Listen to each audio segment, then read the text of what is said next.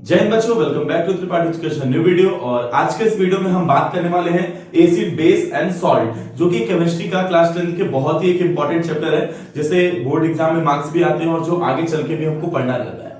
ठीक है, तो इस पूरे में हम बात क्या करेंगे, एसिड के इंट्रोडक्शन के बारे में, एसिड की केमिकल प्रॉपर्टी, एसिड की फिजिकल प्रॉपर्टी, वही सेम चीज बेस के लिए और वही सॉल्ट के लिए, कुछ एसिड के indicator, natural indicator, artificial indicator, सब चीज के बारे में बात करने वाले हैं। तो चलिए वीडियो को शुरू करते हैं बिना किसी देरी के। लेकिन उससे पहले एक बात जान लीजिएगा, अगर आपको 10th के बोर्ड में एसिड बेस एंड सॉल्ट से पूरा नंबर लेके आना है आपको, तो आपके लिए ये वीडियो बहुत ही ज्यादा हेल्पफुल होने वाली है, इसलिए आप इस वीडियो को स्किप मत करिए, पूरा का पूरा जरूर देखिएगा। तो चलिए शुरू करते हैं बिना किसी देरी के।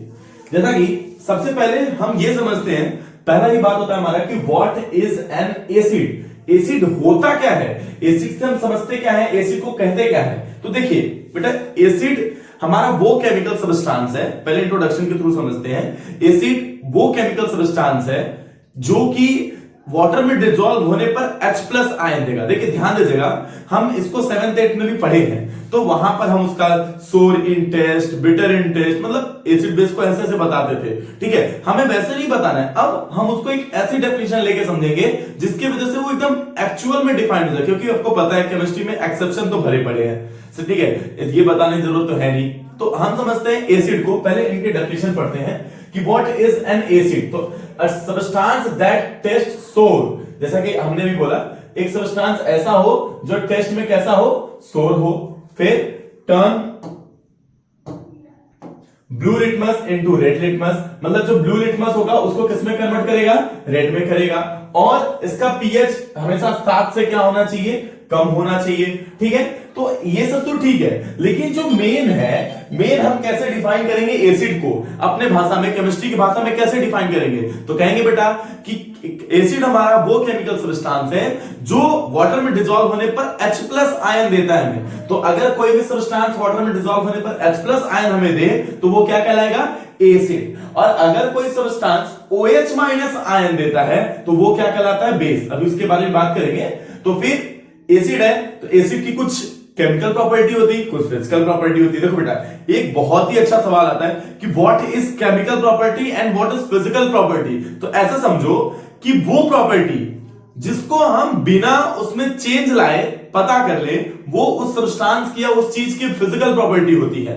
एंड वो प्रॉपर्टी जिसको जानने के लिए हमें उसके साथ छेड़छाड़ करना पड़ेगा, उसके साथ रिएक्ट करना पड़ेगा, वो कौन सी प्रॉपर्टी होगी, केमिकल प्रॉपर्टी। ठीक है, अच्छा चलिए इस पे भी हम बाद में बात करेंगे, फिलहाल यहां पे देखते हैं। जैसे यहां पे दो तरीके के एसिड होंगे बेटा, एक वीक एसिड होगा, एक स्ट्रॉन्ग एसिड होगा। वीक एसिड क्या होगा, it is an acid that dissociate incompletely, मतलब ये वो एसिड है जो वाटर में पूरी तरीके से नहीं टूटता है, कम टूटता है, वो क्या कहलाएगा, वीक एसिड। और जो पूरी तरीके से टूट जाए, मतलब कंप्लीटली डिसोसिएट हो जाए, वो क्या कहलाएगा एक्वस सॉल्यूशन में, वो क्या कहलाएगा बेटा हमारा स्ट्रॉन्ग एसिड। जैसे H2SO4, HCl, ये सब बहुत ही स्ट्रॉन्ग एसिड है, इसमें डाइल्यूट कंसंट्रेशन होगा। ठीक है, डाइल्यूट कंसंट्रेटेड होगा, उसकी बात नहीं कर रहे, लेकिन ये सब हमारे कैसे हैं, बहुत ही स्ट्रॉन्ग है। ठीक है, अब दूसरा बेस। बेस को इंट्रोड्यूस हम कैसे करेंगे कि भाई बेस क्या होता है। तो कहेंगे कि सर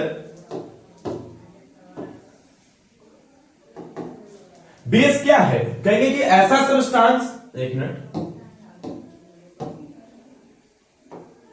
ऐसा सब्सटेंस जो टेस्ट में कैसा हो बेटा, बिटर हो, बिटर इन टेस्ट, रेड को ब्लू में कन्वर्ट करे। देखो एसिड क्या करता था, ब्लू लिटमस को रेड में कन्वर्ट करता था। अभी इंडिकेटर के बारे में पढ़ेंगे अच्छे से।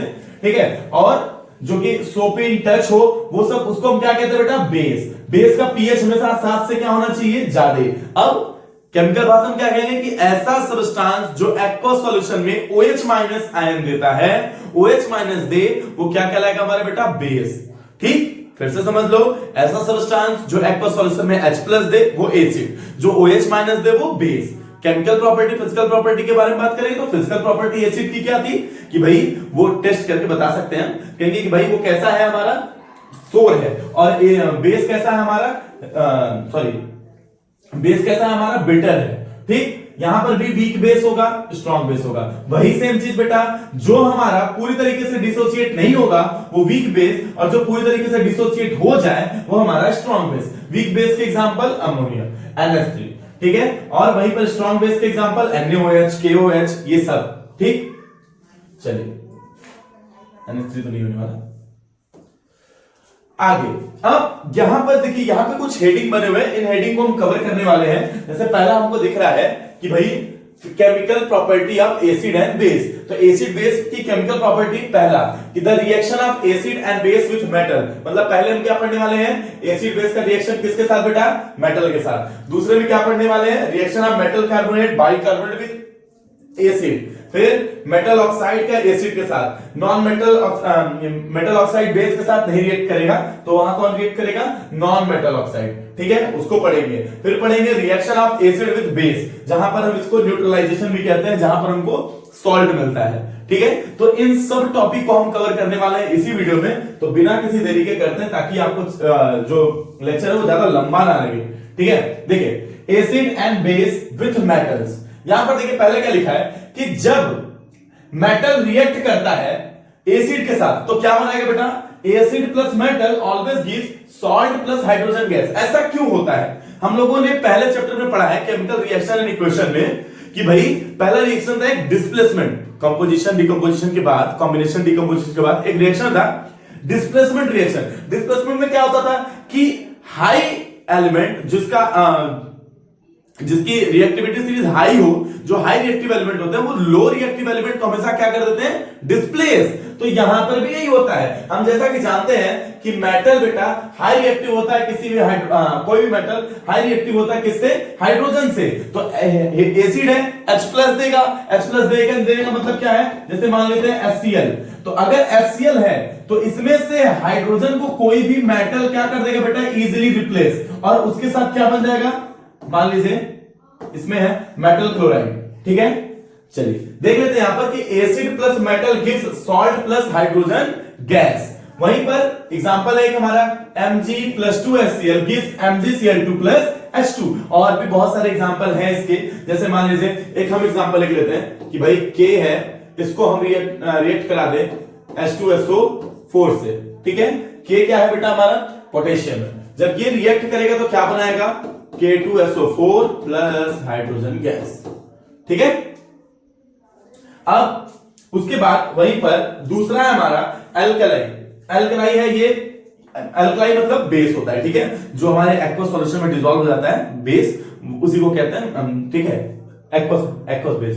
तो base that are soluble in water. ठीक, तो alkalis react with metal to produce salt and hydrogen gas. वहीं पर अगर हम बेस में मेटल को डालते हैं फिर भी हमें क्या मिलने वाला है, सॉल्ट और हाइड्रोजन गैस। क्यों बेटा, देखो जिंक यहां पर क्या करेगा देखो जैसे हम यहां पर आएंगे तो जिंक हमारा क्या है, हाईली मेटल है। ठीक है, यहां पर भी जिंक किसको रिएक्ट करेगा, हाइड्रोजन को। क्यों, क्योंकि भाई जैसे ही हम मेटल को डालेंगे वो हाइड्रोजन को ही रिप्लेस करेगा। मतलब यहां OH था, OH को रिप्लेस नहीं करेगा, हाइड्रोजन को रिप्लेस करेगा और ऑक्सीजन के साथ एक बॉन्ड बना देगा। मतलब NaOH को अगर जिंक में डाल दिए, तो जिंक को NaOH में डाल देते हैं तो Na2ZnO2 प्लस H2 गैस मिलता है। मतलब हम एक तरीके से ये समझ सकते हैं कि एसिड को चाहे बेस को अगर हम मेटल के साथ रिएक्ट कराते हैं तो रिजल्ट अपने को कॉमन मिलने वाला है, salt and hydrogen gas, salt and hydrogen gas. ठीक, अगला कि भाई अगर मेटल कार्बोनेट या बाइकार्बोनेट को एसिड के साथ रिएक्ट कराया जाए तो क्या मिलेगा। एक चीज ये समझिएगा, ये हमेशा ध्यान रखना बेटा कि एसिड हमेशा बेस का होता है। एसिड हमेशा किसका होगा, बेस का। और सॉरी माय मिस्टेक, एसिड हमेशा नॉन मेटल का होगा और बेस हमेशा मेटल का होगा। आप देख रहे हो एग्जांपल में NaOH किसका है, मेटल है, तो मेटल का बेस होता है। लेकिन वहीं पर HCl था, क्लोराइड।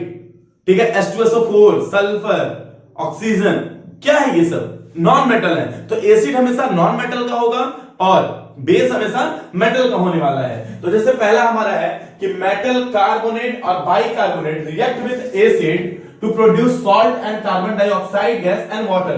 तीन चीजें प्रोडक्ट में मिलने वाली हैं, एग्जाम में जरूर पूछता है। तो हमें क्या रखना है, बस इतना याद रखना है कि एक सॉल्ट मिलने वाला है, एक कार्बन और एक हाइड्रोजन। ठीक, क्या बोला कि मेटल जब कार्बोनेट के साथ रिएक्ट करेगा, मेटल बाइकार्बोनेट जब एसिड के साथ रिएक्ट करेगा तो क्या बनाएगा बेटा, salt, carbon dioxide and water. कोई भी रिएक्शन लिखना है सबसे पहले हम क्या लिख लेंगे, बनाना होगा तो CO2 और H2O पहले ही लिख लेने वाले हैं। लेकिन अब जैसे मान लेते हैं कोई एक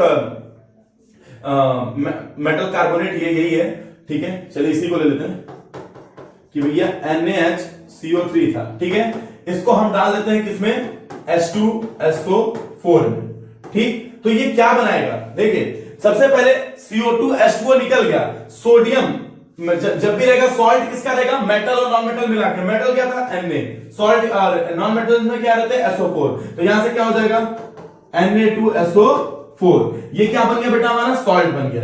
वहीं पर बेस की बात करें बेटा, तो बेस कभी भी मेटल कार्बोनेट या बाई कार्बोनेट के साथ रिएक्ट नहीं करते हैं, ठीक। अगला है मेटल ऑक्साइड विद एसिड। अगर मेटल ऑक्साइड को, जो मेटल ऑक्साइड है वो कौन सा नेचर का होगा, अभी हमने पढ़ा कि भाई मेटल का ऑक्साइड है तो कैसा नेचर होगा उसका, बेसिक, ठीक। नॉन मेटल ऑक्साइड होता तो क्या होता, एसिडिक। लेकिन यहां देखते हैं कि metal oxide are basic in nature, ठीक, लेकिन जब इसको एसिड के साथ रिएक्ट कराएंगे तो क्या बनाएगा, ये हमारा सॉल्ट एंड वाटर। देखो यहाँ पे कैल्शियम ऑक्साइड था, एक मेटेलिक ऑक्साइड है, ठीक है, इसको HCl के साथ रिएक्ट कराएं तो कैल्शियम जो है हाइड्रोजन को रिप्लेस किया, क्योंकि अभी हमने पढ़ा कि मेटल हमेशा हाइड्रोजन को क्या करेगा, रिप्लेस करेगा, तो CaCl2 बना और उसके बाद H2O बन गया, वाटर बन गया। रिजल्ट याद रखेंगे, एलिमेंट हमेशा आराम से लिख लेंगे। यहां पर एक फिगर है जिसमें हम देख रहे हैं कि यहां पर ये हमारा Ca ऑक्साइड है, ठीक है, जिसके अंदर कॉपर ऑक्साइड है, सॉरी कॉपर ऑक्साइड है जो रिएक्ट नहीं किया है। इसको जब इस कॉनिकल फ्लास्क में डाल रहे हैं जिसमें पहले से हमारा एसिड रखा हुआ है, तो ये हमको सॉल्ट और वाटर मिल देगा, ठीक है, फिल्टर करके। आगे अब non metal oxide with base, जैसा कि हम जान रहे हैं, अभी हमने बोला कि मेटेलिक ऑक्साइड कैसा होगा, बेसिक होगा, तो नॉन मेटेलिक ऑक्साइड कैसा होगा बेटा, एसिडिक होगा। और जब हम नॉन मेटल ऑक्साइड को बेस के साथ रिएक्ट कराएंगे तो मिलने वाला है सॉल्ट प्लस वाटर। देखिए NaOH है, लिख लेते हैं यहां पर अच्छे से थोड़ा सा कि भाई NaOH, ठीक है, इसको जब CO2 के साथ रिएक्ट कराएं, अभी बैलेंसिंग पे ध्यान नहीं देंगे, बैलेंस के लिए अलग वीडियो डाल दिया जाएगा, ठीक है। देखिए NaOH जब CO2 के साथ रिएक्ट किया तो देखिए ये क्या बनाया, Na इस पे अटैक किया, एक ऑक्सीजन को हटा देगा, सॉरी ये CO2 के साथ रिएक्ट करके Na2CO3 सोडियम कार्बोनेट बनाएगा और उसके साथ वाटर को निकाल देगा। हमारा क्या मोटो रहेगा, अगर हमको रिएक्शन लिखना है सबसे पहले H2O को निकाल लेंगे बाहर, H2O को बाहर निकालने के बाद जो एलिमेंट बचता है उसको यहां लिख देंगे, ठीक। आगे कंपाउंड बनाने आना चाहिए। अगला है हमारा न्यूट्रलाइजेशन, पांचवा टॉपिक न्यूट्रलाइजेशन। न्यूट्रलाइजेशन का मतलब क्या बेटा, कि भाई एसिड को ले बेस को ले, दोनों को मिलाएं और हमारा सॉल्यूशन कैसा बन जाए, न्यूट्रल। इतने में भी हम लोगों ने देखा है रिजल्ट हमारा salt water, salt plus hydrogen gas. Salt कैसा है, एसिड के पास चार्ज था, कैसा, प्लस आयन दे रहा था, बेस के पास चार्ज था, कैसा, माइनस आयन दे रहा था, दोनों को मिलाएं, एक प्लस एक माइनस मिलकर खत्म। मतलब अगर हम एसिडिक और बेस को दोनों को साथ में मिला दें, जो कि प्लस आयन माइनस आयन जैसे ही मिलाएंगे जो मिलेगा उनको कैसा मिलेगा बेटा, न्यूट्रल मिलेगा। और क्या मिलने वाला है, पानी मिलने वाला है, पानी भी कैसा होगा, न्यूट्रल होगा। तो फिर the reaction between the strong acid and strong base to give salt and water is called neutralization reaction. कभी कभी पूछ देता है कि न्यूट्रलाइजेशन क्या है, कहते हैं जब स्ट्रॉन्ग एसिड को स्ट्रॉन्ग बेस के साथ कंबाइन करते हैं तो हमको सॉल्ट एंड वाटर मिलता है। इसी प्रोसेस को क्या कहते हैं, न्यूट्रलाइजेशन। यहां पे फिगर के थ्रू आप देख सकते हो कि एक HCl लिया गया, उसको NaOH में मिलाया गया तो हमको H2O प्लस NaCl देखने को मिल गया। कुछ ये सॉल्ट यहां पे देखने को मिल रहा है, ये ठीक है, सॉल्ट है हमारा,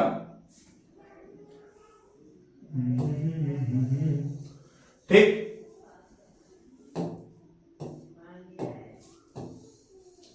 चलिए अब अगले पे आ जाते हैं, अपने अगले वीडियो पे, सॉरी अगले उस पे। अब आता है कि भाई क्या तरीका है, हम लोग एसिड को या बेस को डाइल्यूट करा सकते हैं। मतलब अगर पहले कंसंट्रेटेड है तो डाइल्यूट कैसे कराएंगे, तो कहेंगे वाटर मिला के, दूध को हल्का बनाना है, क्या करते हैं, पानी मिला देते हैं। लेकिन दूध और पानी मिला देते हैं, आराम से हल्का दूध बन जाता है। लेकिन भैया दूध और एसिड में अंतर है, दूध गर्म रहता है तो जलते हैं, यहाँ पे एसिड बिना हीट किए ही अलग ही इनका है भैया। मतलब अगर हमको एसिड को डाइल्यूट बनाना बेटा, अगर एसिड को डाइल्यूट बनाना तो क्या करना पड़ेगा, वाटर को मिलाना पड़ेगा। लेकिन सही तरीका क्या है, एसिड हमारा बर्न कर सकता है। अगर एसिड को, जैसे मान लो एक है कि जैसे तेल है, ठीक है, आप लोग ऑयल देखे होंगे घर में खाना बनाते हो, उसमें अगर एक दो बूंद पानी अगर गिर जाता है या पानी वाली चीज बर्तन से हम उसको अगर लगा देते हैं, उसमें चला दे तो छिट्टे बाहर आ जाते हैं ना। क्यों आ जाते हैं यही समझते हैं यहां पर। जब कभी भी हम एसिड के अंदर जब कभी भी हम एसिड के अंदर, पहले से एसिड भरा है, ठीक है, इसमें जब वाटर ड्रॉपलेट डालेंगे, ठीक है, एसिड के अंदर, पहले यहां डेफिनेशन समझ लेते हैं। The process of dissolving an acid और base into water highly exothermic. यहां क्या बोल रहा है कि जब एसिड और बेस को पानी में डालते हैं तो वो हमारा हाईली एक्सोथर्मिक होता है। Exothermic first chapter, endothermic and exothermic. ऐसा रिएक्शन जो हीट दे वो एक्सोथर्मिक है, और ऐसा रिएक्शन बेटा जो हीट ले वो इंडोथर्मिक है। तो यहां पर जब हम देखेंगे तो हमको क्या देखने को मिलेगा कि भाई हाईली एक्सोथर्मिक है, ठीक है। तो अगर हम एसिड को पानी के अंदर डालेंगे, ठीक है, तो वो हमारा सही चीज है। लेकिन अगर एसिड में पानी को डालेंगे तो वो हमें हार्मफुल हो जाएगा। देखिए, if water is added to a conical acid the heat generated may cause the mixture to splash out. मतलब पहले से एसिड भरा है, उसमें हम थोड़ा सा वाटर डालें, बहुत ही ज्यादा रिएक्ट करने की क्षमता है, क्योंकि एसिड के अमाउंट ज्यादा है, उसमें धीरे धीरे वाटर मिला रहे हैं। तो इसलिए हम कब मिलाते हैं, जब पहले से इसमें क्या हो बेटा, वाटर हो, तब ऊपर से हम इसमें ड्रॉप आउट करेंगे क्या, एसिड या बेस। मतलब अगर हमको डाइल्यूट बनाना है एसिड और बेस को, तो पहले हम एक कंटेनर में वाटर लेंगे। कंटेनर कैसा होना चाहिए, कोनिकल होना चाहिए, प्लास्टिक का बर्तन ले लिया उसमें मिला दिए, नहीं, कोनिकल फ्लास्क में या किसी भी चीज में हम इनको लेंगे, तो लेबोरेटरी वाले यूज में, फिर इसमें वाटर में हल्का हल्का एसिड या हल्का हल्का बेस मिलाएंगे, तब वो चीज हमारा क्या हो जाएगा, डाइल्यूट हो जाएगा। उसके बाद अब यहां पे आ जाते हैं इंडिकेटर। कैसे हम बता करेंगे कि कौन एसिड है कौन बेस है। एक बार एक सवाल आ जाता है कि भाई 3 कंटेनर रखे हुए हैं, तीनों में लिक्विड भरा हुआ है, आपके पास केवल एक पीएच है, बताना है कि कैसे कौन एसिड है कौन बेस है कौन सॉल्ट है, ठीक है। तो इस पे हम बाद में बात करेंगे। फिलहाल यहां देखते हैं what are the indicator. Indicator क्या होते हैं बेटा, ऐसी चीज जो एसिड बेस को आइडेंटिफाई करे, उन्हीं को क्या कहते हैं, इंडिकेटर। ये 2 तरीके के होते हैं, एक नेचुरल इंडिकेटर और एक हमारा एक नेचुरल इंडिकेटर और एक हमारा आर्टिफिशियल इंडिकेटर। आर्टिफिशियल इंडिकेटर हम खुद बनाते हैं, नेचुरल इंडिकेटर पहले से होता है, देखिए। और एक olfactory indicator. Olfactory indicator मतलब सूंघ के बताना। तो देखते हैं, the indicator tells whether substance is acidic और बेसिक। सब्सटेंस एसिडिक है या बेसिक है, ये कौन बताता है, इंडिकेटर। कैसे बताते हैं, अपना कलर चेंज करके, ठीक। यहां पर पहला है नेचुरल, दूसरा है सिंथेटिक और ऑल फैक्ट्री। सिंथेटिक मतलब वही मैनमेड, ठीक है, आर्टिफिशियल मतलब जैसे लिटमस, टर्मरिक, ये सब कहां से मिले हैं, नेचर से मिले हैं। लिटमस भी एक प्लांट होता है बेटा, हल्दी भी एक प्लांट है, ऑनियन, ये सब प्लांट है, ठीक है। और सिंथेटिक फाइबर क्या है, ऐसे जो हम खुद बनाते हैं, जैसे फिनोल्फथालीन बॉल, मिथाइल ऑरेंज, ये हम बनाते हैं इंडिकेट करने के लिए, ठीक। और ऑल फैक्ट्री जिसका हम ऑड्योर बताएं, मतलब महक से, जैसे वेनिला, ऑनियन एक्सेट्रा। अब इसमें हम आ जाएगा नेचुरल इंडिकेटर, पीएच के बारे में। एक और इंडिकेटर है हमारा पीएच। ये कैसा इंडिकेटर है, यूनिवर्सल इंडिकेटर है। अधिकतर हम पीएच की मदद से बताते हैं। जैसे हमने पहले ही टॉपिक में स्टार्ट किया था कि भाई एसिड का पीएच 7 से क्या होना चाहिए, कम, और बेस का पीएच 7 से क्या होना चाहिए, ज्यादा, और 7 होगा तो न्यूट्रल होगा। यहां पर देखिए कुछ कलर आपको देखने को मिल रहे हैं, थोड़ा साइड हट जाते हैं। यहां पर आपको कुछ कलर देखने को मिल रहे होंगे, ठीक है, जो कि हमारा पीएच स्केल का एक छोटा सा है। तो इसको अगर आप ध्यान से देखें तो इसमें कुछ कलर मिल रहे हैं, 0, 1, 2, 3, 4, 5, 6, 7, 8, 9, 10, 11, 12, 13, 14। हम देख रहे हैं कि 7 से पहले रेड की तरफ बढ़ रहा है कलर, और 7 के बाद ब्लू की तरफ, क्योंकि अभी हमने पढ़ा कि ऐसा चीज जो लिटमस पेपर को ब्लू में कन्वर्ट कर दे रेड को, वो बेस है, और जो ब्लू को रेड में कन्वर्ट कर दे वो एसिड है, ठीक है। तो जो 7 से इधर वाला हिस्सा है ना बेटा, ये जो 7 से इधर वाला हिस्सा है, ये किसको दिखाता है, एसिड को। और जो ये इधर वाला हिस्सा है, ये किसको दिखाता है, बेस को। जैसे जैसे हम 7 से दूर आएंगे, वो चीज उतना ही ज्यादा पावरफुल होने वाली है। मतलब अगर कोई एसिड 6 पे है और कोई एसिड 5 पे है, तो हाईली पॉजिटिव, हाई एसिड कौन होगा, 5 वाला। अगर हम कोई चीज 2 पे ले लिए, अब 2 वाला सबसे ज्यादा है, और अगर किसी का 0 के अप्रॉक्स में है तो वो सबसे ज्यादा। देखिए, द पीएच स्केल डेवलप किया गया, ये सब तो बात करेंगे। पीएच का मतलब क्या है, पावर ऑफ हाइड्रोजन, ठीक है, कोई चीज कितना हाइड्रोजन को निकाल सकती है, ठीक है। The pH scale range from 0 to 14, 0 very acidic, 14 very alkaline मतलब वेरी बेसिक, ठीक है। न्यूट्रल सॉल्यूशन का कितना होता है, पीएच 7 होता है, ठीक। लेस देन 7 एसिडिक, अभी बताया गया, और 7 के बाद वाला बेसिक, ठीक। यहां पर कुछ पीएच स्केल्स के कुछ एग्जांपल हमको देखने को मिल रहे हैं, जैसा कि हम इस पे बात कर ले थोड़ा सा, ठीक है। जैसा हम देख रहे हैं यहाँ पे अल्कोहल है, सॉरी एसिड है। एसिड हमारा एकदम HCl का 0 के अप्रोक्सीमेट होता है। ये हमारा स्टमक में जो HCl होता है उसका अप्रोक्सीमेट 1 के आसपास होता है। लेमन 2, विनेगर 3, मतलब ऐसे ऐसे ढेर सारे एसिडिक है और वहीं पर ढेर सारे बेस है। ठीक है, ये तो नॉर्मल है। फिर उसके बाद आता है एक सवाल पूछता है कि पीएच का अपने डेली लाइफ में क्या है फर्क, क्या इफेक्ट पड़ता है हमारे डेली लाइफ में। तो देखिए कि भाई every plant and animal is pH sensitive. जैसे पीएच, और अगर किसी चीज का पीएच खराब हो जाए, मतलब उनका कंसंट्रेशन बिगड़ गया है, वो कितना उनको एसिड लेना था, कितना बेस लेना था, इसका कंसंट्रेशन बिगड़ चुका है, तो इसको पता करने के लिए हम पीएच का यूज करेंगे। जैसे यहाँ पर देखने को मिल जाएगा कि our body work with in the pH range of 7 to 7.8। हम न्यूट्रल रहते हैं, हमारा ब्लड भी 7 के आसपास में है। ठीक है, और लिविंग ऑर्गेनिज्म जो है वो पीएच चेंज की वजह से सरवाइव कर पाता है, लेकिन हल्का फुल्का जब पीएच में बदलाव आता है तब पता चला ज्यादा पीएच में बदलाव आ गया और हमें उलट गए।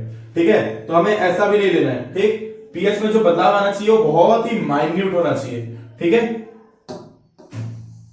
अच्छा, उसके बाद वहीं पर देखें, when acidic rain flows through the river it lower the pH of river water। अगर एसिड रेन होता है, एसिड रेन किसकी वजह से होता है बेटा, हमारे यहाँ ओजोन में डिप्लेशन हो रहा है, हम इतना एसी यूज कर रहे हैं, इतना कूलर यूज कर रहे हैं, फ्रिज यूज कर रहे हैं, इनके वजह से CFC गैसेस निकलती है, क्लोरोफ्लोरोकार्बन, फिर SO2, ये सब मतलब सल्फ्यूरिक गैसेस जो है ये बहुत ही ज्यादा ओजोन को इफेक्ट करा रही है और बादल में जाके वो एक जहर का फॉर्म कर रही है। ठीक है, एसिड बना रही है वहां पे। ठीक है, जैसे मान लो हाइड्रोजन है, H2O है। ठीक है, और यहां से SO2 गया, H2SO4 का हल्का माइन्यूट ही बना है, लेकिन थोड़ा बड़ा कंसंट्रेशन बना रही है, जिसकी वजह से जो पहली बारिश होती है, लोग कहते हैं पहली बारिश में नहीं नहाना चाहिए क्योंकि फोड़े हो जाते हैं। एक्चुअल में उसका साइंटिफिक रीजन क्या है, क्योंकि जो पहली बारिश होती है उसमें जो इतने दिन से गर्मी से जाके हमारे पास एटमॉस्फेयर में जो एसिडिक मटेरियल भरे हुए हैं वो पहली बारिश के साथ में नीचे आते हैं, और नीचे आने के बाद जो हमारे स्किन पे पड़ते हैं तो एसिड हमारे इस स्किन के लिए बेकार है। ठीक है, जो वो थोड़ा सा एलर्जिक हो जाएगा, इन्फेक्शन हो जाएंगे, वो किसके वजह से होती है, पहली बारिश में नहाना, जो फुंसी निकलना, फोड़ा निकलना, ये क्या है, एक साइंटिफिक रीजन है जो हम इतना पॉल्यूशन कर रहे हैं। पहले ऐसा नहीं होता था। कुछ लोग कहते हैं सर पहले तो ऐसा नहीं था ना, फिर तो क्यों होता था, तो पहले ऐसा उतना होता भी नहीं था, अब ज्यादा होता है। क्यों ज्यादा होता है, क्योंकि भाई अभी हम लोग पॉपुलेशन के साथ साथ पॉल्यूशन भी बढ़ा रहे हैं। ठीक है, तो इस पे हमें कंट्रोल करना चाहिए, पॉल्यूशन बहुत ही ज्यादा कंट्रोल करना चाहिए हमें। और ठीक है, अब जैसा कि आप लोग ताजमहल देख रहे हो, ताजमहल बेचारा शाहजहां गरीब आदमी बनवाया उसको, और वहां पे हम देख रहे हैं कि उसका संगमरमर व्हाइट कलर में था, लेकिन एसिड रेन के होने की वजह से ताजमहल का कलर लगातार चेंज होता चला जा रहा है, येलो की तरफ भाग रहा है। ठीक है, येलोइश होता चला जा रहा है एसिड रेन की वजह से। ठीक, वहीं पर कुछ प्लांट्स हैं जो हमारे एसिडिक होते हैं, मतलब ये अपने पीएच को मेंटेन करते हैं। बहुत सारे बीज हैं, मधुमक्खी है, उसको काटने पर हमको खुजली होती है, इचेस होते हैं थोड़े से, और कुछ पेड़ पौधे भी ऐसे होते हैं जो हमें लग जाते हैं तो हमको खुजली होने लगती है। क्यों, क्योंकि वो हल्के से एसिडिक होते हैं, उनका पीएच चेंज होता है। ठीक है, जैसे bee sting leaves an acid which cause pain and irritation।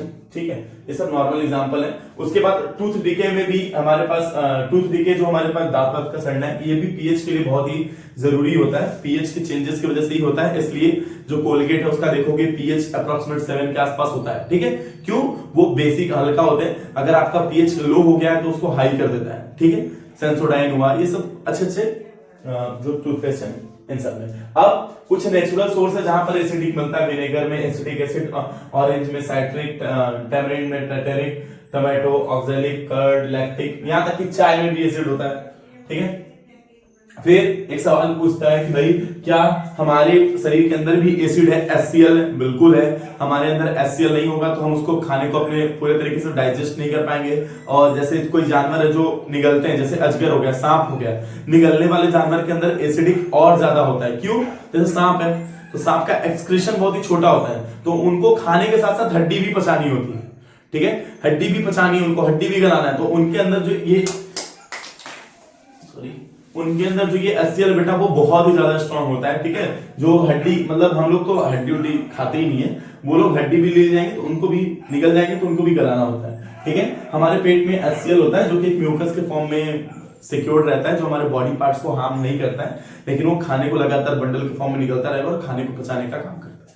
ठीक है, अच्छा, उसके बाद अब आता है हमारा ये मेन टॉपिक सॉल्ट। ठीक है, ये सॉल्ट क्या होता है, सॉल्ट के बारे में अभी हर जगह पूछ रहे थे, हर रिएक्शन में सॉल्ट आ रहा था। सॉल्ट क्या था, अभी हमने पढ़ा कि भाई जब एक एसिड एक बेस दोनों एक साथ कंबाइन होते हैं तो वो न्यूट्रलाइज जो फॉर्मेशन होता है उसी को तो सॉल्ट कहते हैं, उन्हीं को सॉल्ट कहते हैं ना। The substance form in addition of water when acid and base react with each other is called salt. Simple सा भाषा कि भाई जब एसिड और बेस को एक साथ हम जोड़ के उनको न्यूट्रलाइज करने की कोशिश करें तो जो कंपाउंड हमको एज अ रिजल्ट मिलता है एक तो वाटर है और दूसरा क्या होगा, सॉल्ट होगा।